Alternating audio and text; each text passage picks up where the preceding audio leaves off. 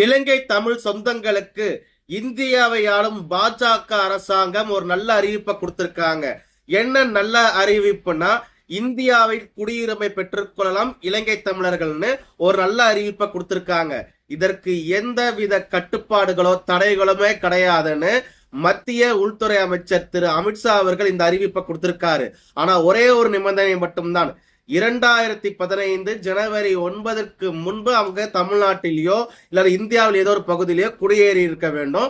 அவங்களுக்கு passport, visa, எந்த ஒரு ஐடி ப்ரூஃபுமே இல்லாவிட்டாலும் அரசாங்கத்தை அணுகி அவங்க குடியுரிமை, அதாவது இந்திய குடியுரிமை பெற்றுக்கொள்ளலான்னு அமித்ஷா அவர்கள் சொல்லியிருக்காரு. இதற்கு மேல இலங்கையில் இருக்கக்கூடிய தமிழ் சொந்தங்களுக்கு பாஜக அரசாங்கம் என்ன செய்ய வேணும்?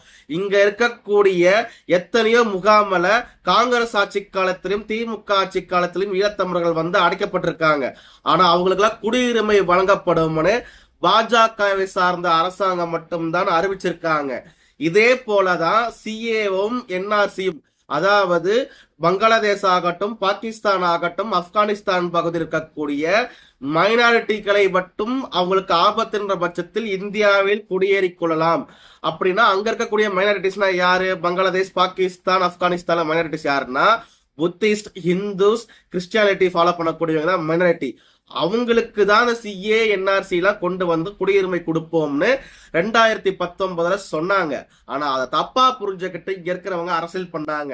ஏன்னா உதாரணத்துக்கு என்ன சொல்லணும்னா, ஈழத்தில் இருக்கக்கூடிய சிங்களவனுக்கு குடியுரிமை கொடுப்பது எந்த அளவுக்கு முறைகேடோ அதே அளவுக்கு முறைகேடான விஷயம்தான் பங்களாதேஷில், பாகிஸ்தானில், ஆப்கானிஸ்தானில் இருக்கக்கூடிய பெரும்பான்மை இனத்தை சார்ந்தவர்களுக்கு குடியுரிமை கொடுப்பது. நல்லா புரிஞ்சுக்கணும். இதே மாதிரி பாஜக அரசாங்கம் 2015 ஜாஃப்னா, அதாவது யாழ்ப்பாணத்துல, இலங்கை யாழ்ப்பாணத்துல 50,000க்கு மேற்பட்ட வீடுகளை இலங்கை தமிழ் சொந்தங்களுக்கு கட்டி கொடுத்தது இந்த பாஜக அரசாங்கம் தான். இப்ப குடியுரிமை கொடுக்க போறது ஈழத்தமிழர்களுக்கு மட்டும் கிடையாது, மலையக தமிழர்களும் சேர்த்து தான் குடியுரிமை கொடுக்க போறோம்னு அமித்ஷா அவர்கள் சொல்லியிருக்காரு. ஏன்னா இலங்கையில் ஈழத்தமிழர்கள் ஒரு பகுதியிலையும் மலையக தமிழர்கள் ஒரு பகுதியிலும் வாழ்ந்துட்டு இருக்காங்க. இரண்டு பேருமே தமிழர்கள் தான். அவங்க ரெண்டு பேருக்குமே குடியுரிமை கொடுக்கப்படும் அமித்ஷா அவர்கள் தெளிவாக சொல்லியிருக்காரு. இது போன்ற ஒரு ஆட்சி தமிழர் விரோத ஆட்சின்னு சொல்வதற்கு யாருக்காச்சும் தைரியம் இருக்கா?